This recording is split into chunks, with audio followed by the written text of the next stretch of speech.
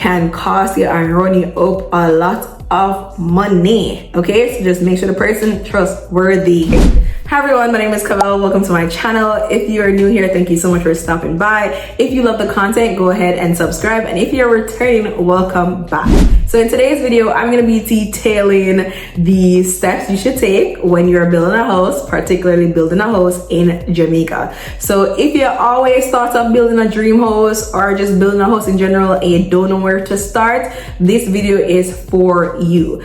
I'm gonna be breaking down the actual step that I took when I was building my house. So for those of you who do not know, I bought a house, I built a house in Jamaica, and I've spent some time documenting my journey on YouTube, talking about the tips to cutting costs, talking about the mistakes that I've made while building, talking about how to obtain a mortgage. So if you're interested in any of those things, go ahead and check out my other videos. So my goal is to have this video be under 10 minutes. So mega just jump right into it.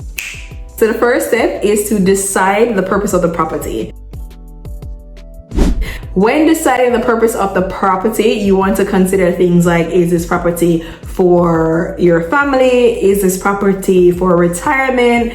Because there are some things that you need to consider. So if the property is for, say, like building a family, you want to consider if the property is close to schools, quality schools that is, the property is close or it's accessible to a lot of different things that you're going to need, as well as you want to make sure that the property is in close proximity to where you work. If the property is for retirement, then the sky is the limit, because as long as you love it, you can build that house anywhere you want, right? But just keep in mind, you're going to get older. You also want to make sure that things are readily available to you. Second thing when you're building a house is to consider affordability. So by affordability, I mean, where can your pocket go? Can your pocket stretch over there so, or it can't stretch over there so, right? What can you afford to build? Can you afford to build a 2-bedroom, a 3-bedroom house? You can afford to build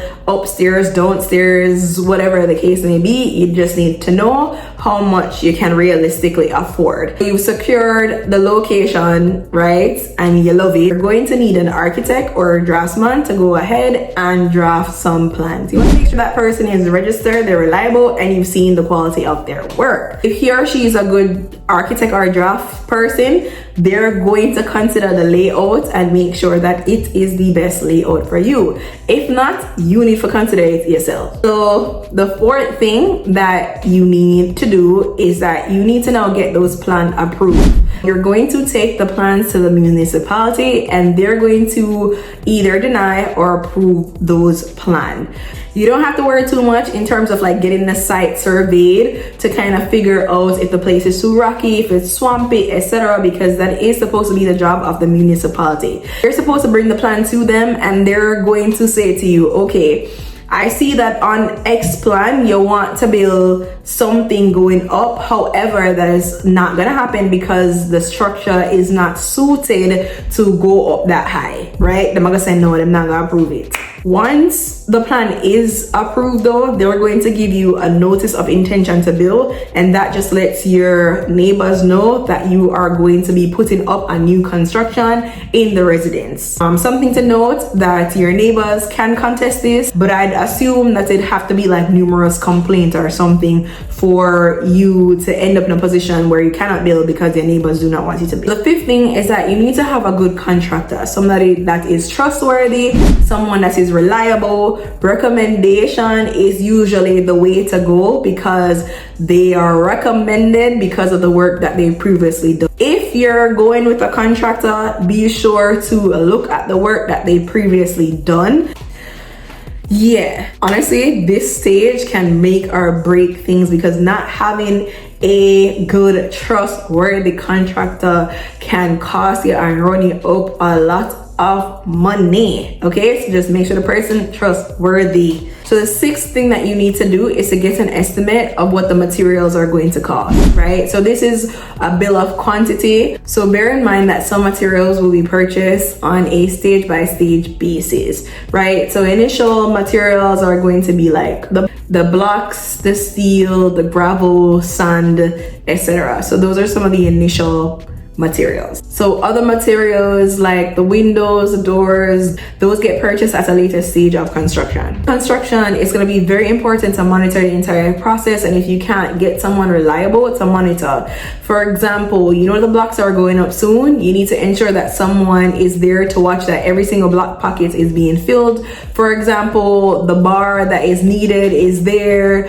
the people in that thief the materials.